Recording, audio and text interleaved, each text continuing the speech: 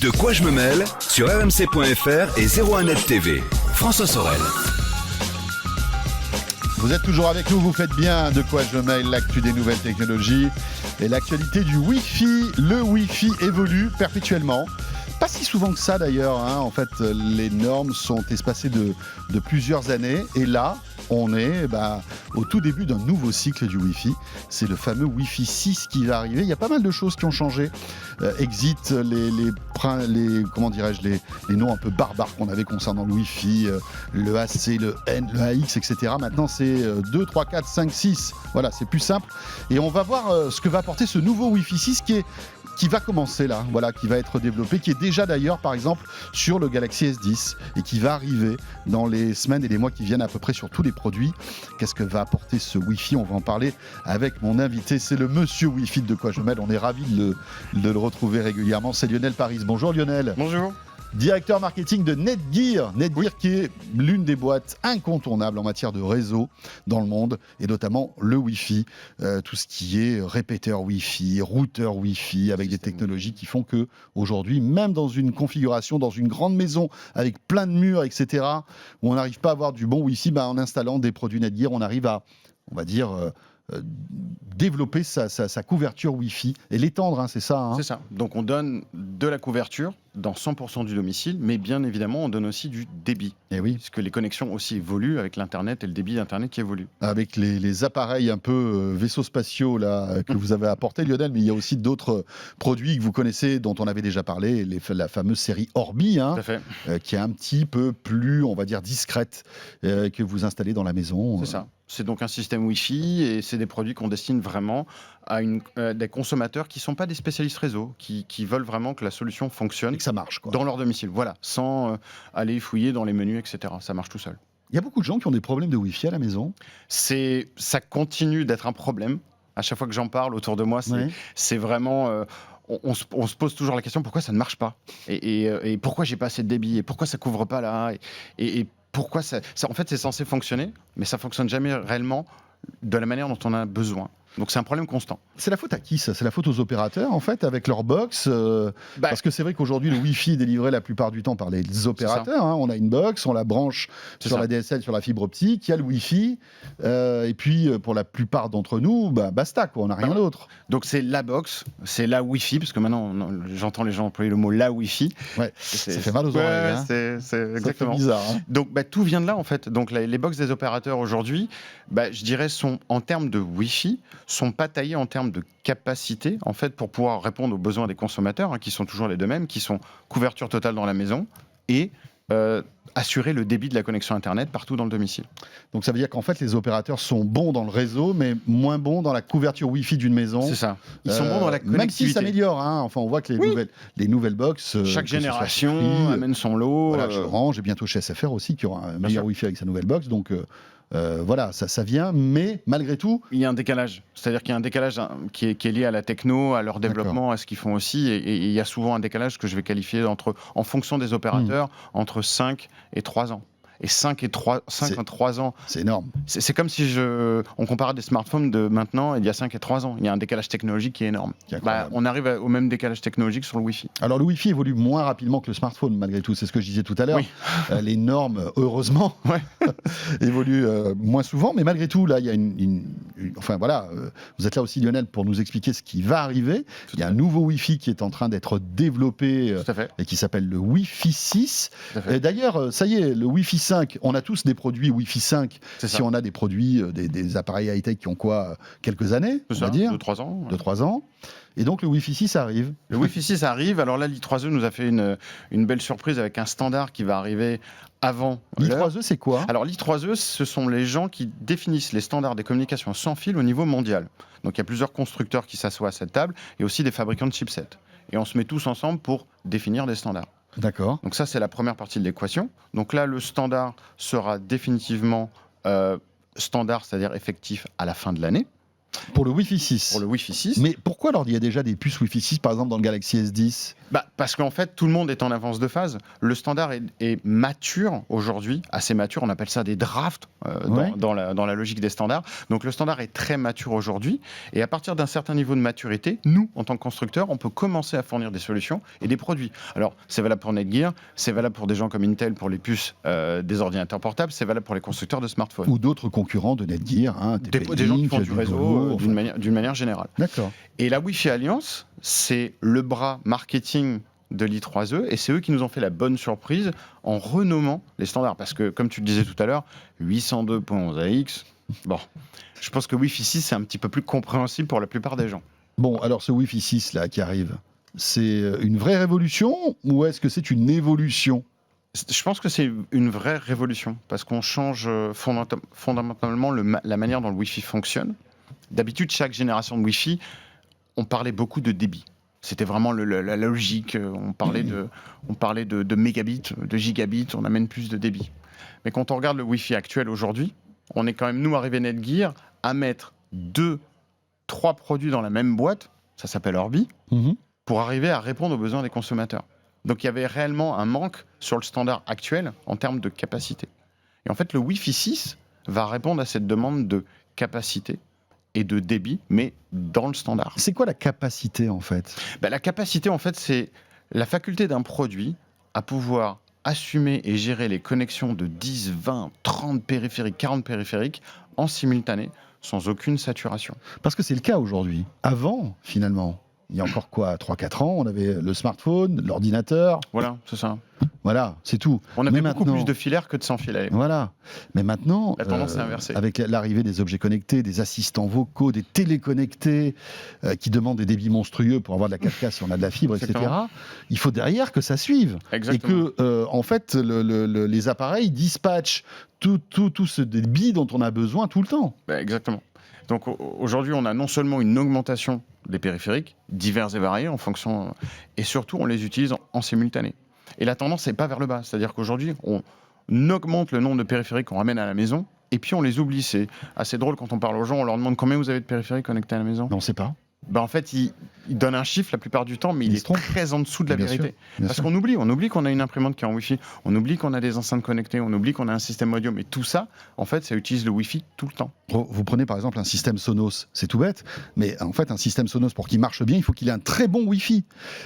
Et donc, il faut que derrière, les appareils réseau gèrent tout ça. Et c'est ça, et c'est là où on voit le décalage entre la box qu'on a à la maison, qui finalement n'est pas prête à recevoir tout ça, et les produits que nous on propose aujourd'hui qui eux suivent. Et qu'est-ce qui se passe quand la box n'est pas prête ou que ça sature en fait ?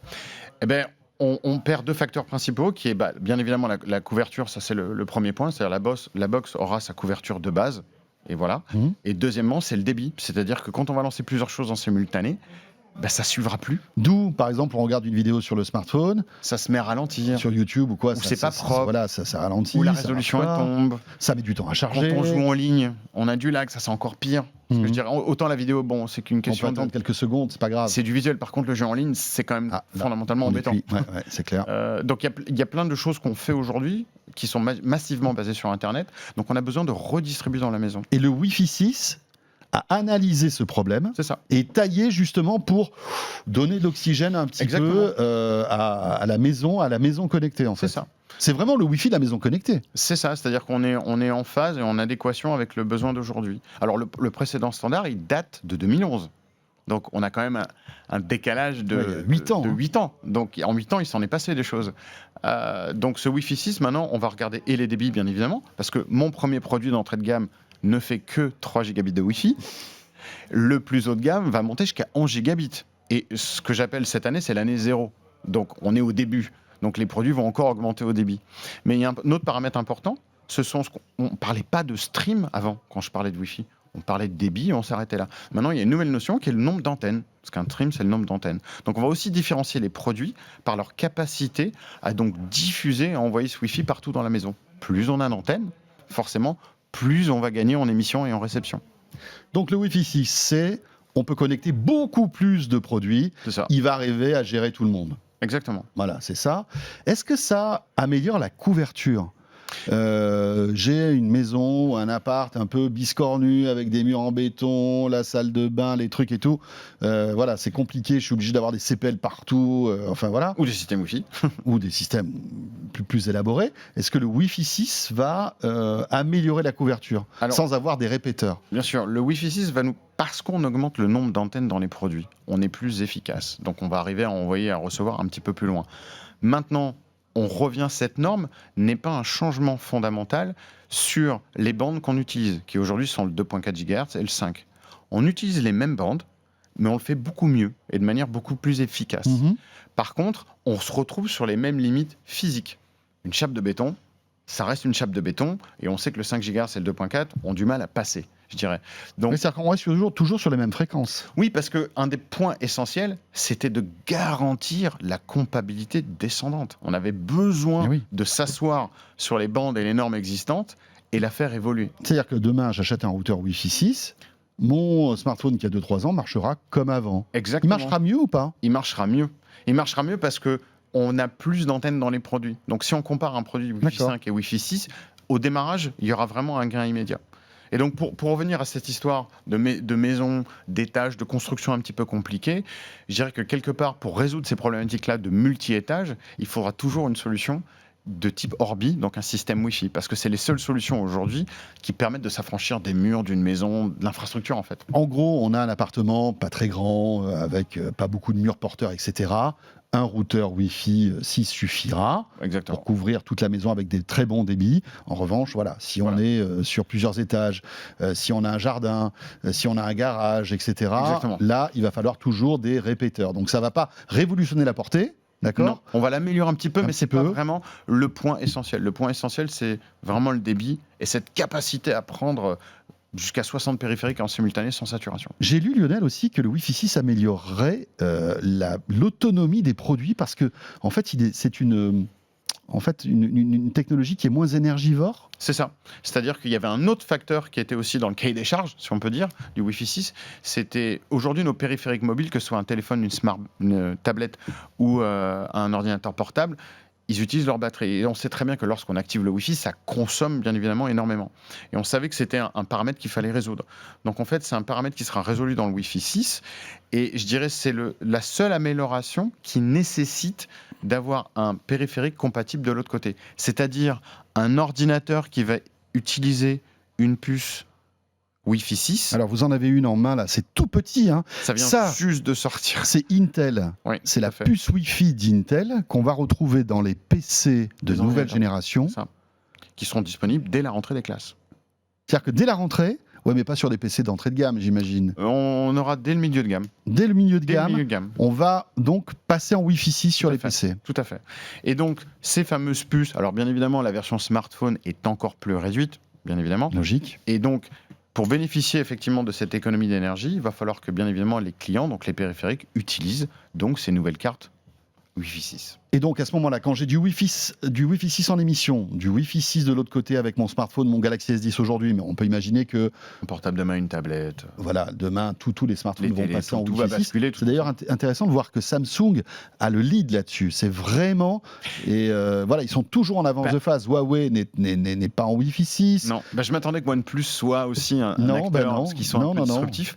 Mais non. Donc, mais je pense peut-être que le nouvel iPhone le sera, c'est même pas sûr. Voilà. Mais c'est intéressant de voir que Samsung a vraiment une longueur d'avance là-dessus, et depuis de nombreuses années d'ailleurs. En plus réseau, ils sont vraiment en avance. Ouais. Et donc là, si j'ai donc un routeur Wi-Fi 6 et un appareil Wi-Fi 6, je vais gagner quoi? Donc en portée, en autonomie, en autonomie et en débit. Et en débit. Parce que maintenant, la vitesse de base de ces périphériques-là, on passe à 2 Go 4 de débit Wi-Fi sur un ordinateur portable. Jusqu'à présent... Avec le Wi-Fi 5, on était à combien? Un petit peu moins d'un giga. On était à 900 MB. Donc on va multiplier pratiquement par 3 la puissance. Exactement. Le Galaxy S10, aujourd'hui, il monte jusqu'à 1 giga 2. Alors que la génération précédente, elle était à 900. Donc il y a déjà eu un bond sur les smartphones. Il y aura un bond encore plus significatif sur les ordinateurs portables. Bien évidemment, sur les routeurs, on fait la même chose. Parce que, comme je l'ai dit, on démarre à 3 gigabits et on a un modèle qui va aller jusqu'à 11 gigabits de Wi-Fi sur un seul produit. Mais 11 gigabits, après, Excusez-moi, mais c'est un peu n'importe quoi, Lionel. Bah, Parce que qu'est-ce qu'il faut il faut quoi derrière? C'est bien beau d'avoir 11 gigas, mais quand on a, et là je m'adresse à tous ceux qui nous écoutent et qui ont 8 mégas d'ADSL à la maison, bien sûr. c'est presque risible. Je dirais que c'est un peu comme tout. C'est-à-dire qu'il va falloir que le marché évolue. Mais aujourd'hui, quelqu'un qui a une connexion fibre digne de ce nom, c'est-à-dire avec qui va monter entre Oui, 500 et puis il y en a de plus en plus. Alors, et 1 giga. voilà. Et l'ARCEP, là, je crois que la dernière étude de l'ARCEP montrait qu'on était déjà monté. Maintenant, on était presque 30% des foyers connectés sur des connexions fibrées. Donc ça augmente de manière significative. Bien évidemment, au jour d'aujourd'hui, on se dit mais qu'est-ce que je vais faire de ces 11 gigabits?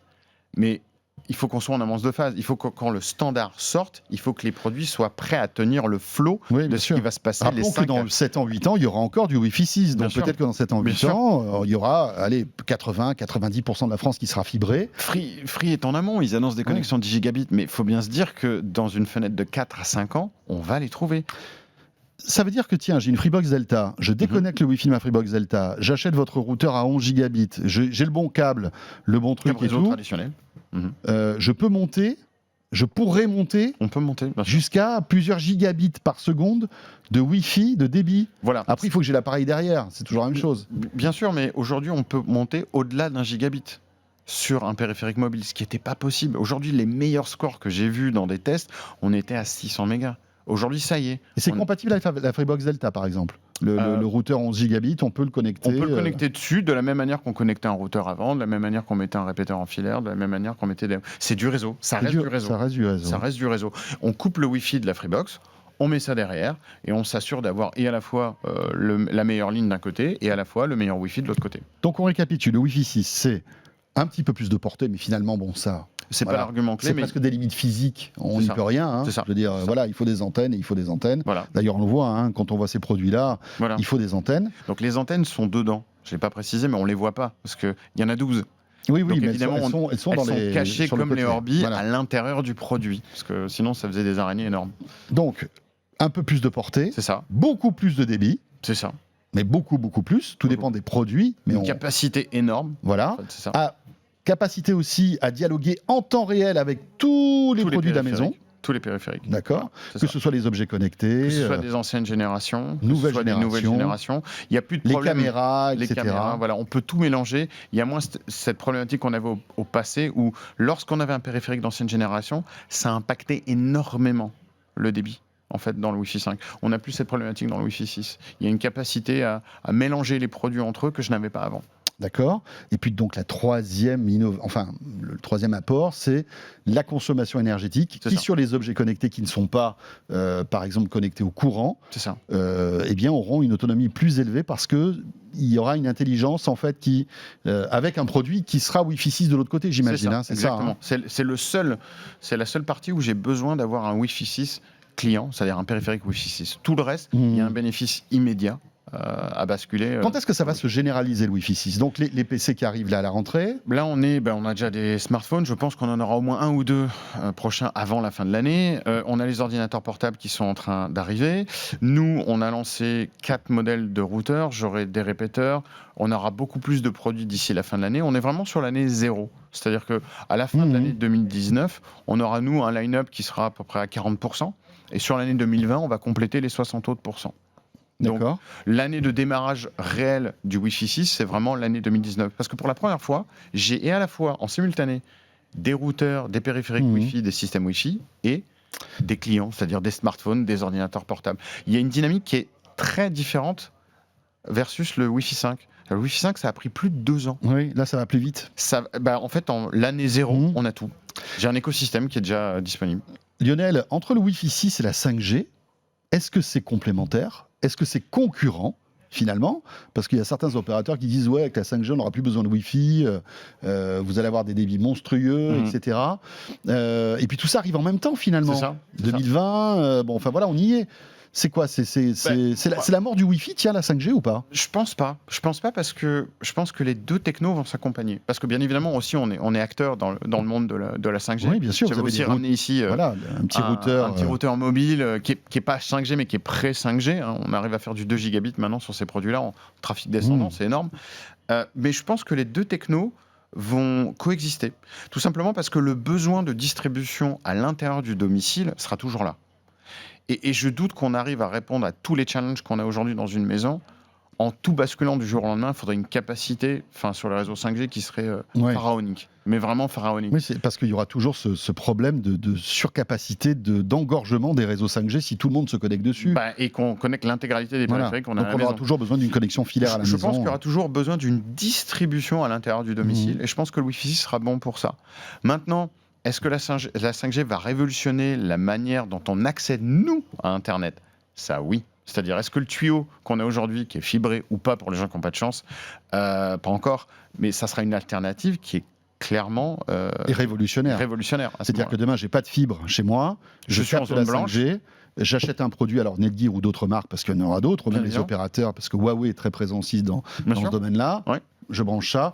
Et je me retrouve avec une connexion quasi fibre. C'est ça, on libère en fait les gens qui n'avaient pas cet accès à la technologie. Mais je pense que la distribution à l'intérieur du domicile se fera toujours en filaire et en Wi-Fi. Et le filaire évolue aussi. On a maintenant des produits avec des ports 10 gigabits. On en a chez Netgear depuis plus de 2 ans, mais il fallait acheter un switch. Ça y est, dans ces produits Wi-Fi 6, on a aussi augmenté les débits du filaire, donc ça restera. Pour tous ceux qui connaissent le système Orbi, donc qui est sur l'ancienne norme Wi-Fi 5, est-ce qu'il va passer bientôt au Wi-Fi 6 Bien sûr, il va évoluer. On s'en reparlera sur l'IFA, je pense, parce que c'est vraiment très court terme. Bien sûr, on va faire évoluer le système Orbi en Wi-Fi 6. De même que les répéteurs vont évoluer en Wi-Fi 6. On aura aussi des répéteurs pour ces produits-là. Oui, parce que les challenges seront les mêmes et nous, l'intégralité de nos produits vont basculer de la gamme Wi-Fi 5 en Wi-Fi 6. D'accord. C'est un sujet qui n'est pas facile, le Wi-Fi, mine de rien. On utilise tous au quotidien. Mais malgré tout, il y a beaucoup de technologies, il y a beaucoup de vocabulaire compliqué. C'est un challenge pour vous d'expliquer tout ça, en tout cas au plus grand nombre. C'est difficile d'arriver à démocratiser parce qu'il y a encore beaucoup de technologies. Ce que je dis souvent, c'est malheureusement, on ne vend pas des casques Bluetooth. Non pas que ce n'est pas technologique le Bluetooth, mais il y a moins de facteurs technologiques que les gens ont besoin d'assimiler. En fait. Mais c'est vrai que ça reste pour nous... l'éducation, c'est un point important. Et notamment lorsqu'on change de norme, c'est là où, effectivement, on a tendance à vouloir un petit peu expliquer aux gens ce qui se passe et quels sont pour eux les bénéfices dans le court terme. Ça coûte combien ces routeurs Wi-Fi 6 qui sont déjà disponibles J'en ai déjà 3 de disponibles, on en a annoncé 4. Et c'est aussi un autre point important. On a une plateforme aujourd'hui qui se lance à 199 €. Alors que sur le Wi-Fi 5, quand on a lancé en 2011, tous mes produits line-up logique, j'étais en premium, c'est-à-dire que je démarrais dans les 400 €. Là, on a une gamme qui démarre à 199 avec le modèle le AX4. Le AX8, il est à 329. Ensuite, j'ai à 399 pour le AX12 et j'aurai un modèle tri-band, celui qui va monter jusqu'à 11 gigabits, qui lui sera à 449. Donc, on arrive déjà l'année 0 du lancement à avoir plusieurs solutions en fonction des besoins. Oui, pas forcément dépenser une fortune pour ce type de choses. Et pas que du premium. D'accord. Voilà, c'est ça. Très bien, voilà. Alors pas de stress, il ne faut pas tout de suite acheter ce type de produit parce que voilà, sauf si vous devez renouveler votre routeur, c'est comme si vous achetez la nouvelle génération, vous êtes tranquille. Voilà, quelqu'un qui se pose la question aujourd'hui, il peut légitimement se dire est-ce que j'y vais pas. Mais rappelons que pour qu'on bénéficie de tout ça, il faut que les deux côtés soient Wi-Fi, c'est-à-dire qu'il faut que votre appareil, votre routeur soit Wi-Fi et que votre smartphone, votre tablette ou votre PC. C'est pas une obligation. Non, mais ça sera meilleur, on va dire. Ça sera meilleur, gagnera. Le fait qu'on ait plus d'antennes va donner vraiment de l'oxygène à ce Wi-Fi qui est encombré et saturé aujourd'hui. N'hésitez pas, toutes vos questions, vos réactions là-dessus sur la page YouTube de 01net TV sous cette vidéo. Merci beaucoup Lionel. Merci à vous. Super intéressant en tout cas. Oui. Et vous avez aussi le hashtag DQJMM sur Twitter pour réagir. Voilà pour le Wi-Fi 6, ce de quoi je me mêle est terminé. On se retrouve la semaine prochaine, vous le savez, chaque vendredi. De quoi je me mêle, version audio sur rmc.fr, la version vidéo sur 01net TV. Bon week-end, à très vite. De quoi je me mêle sur rmc.fr et 01net TV.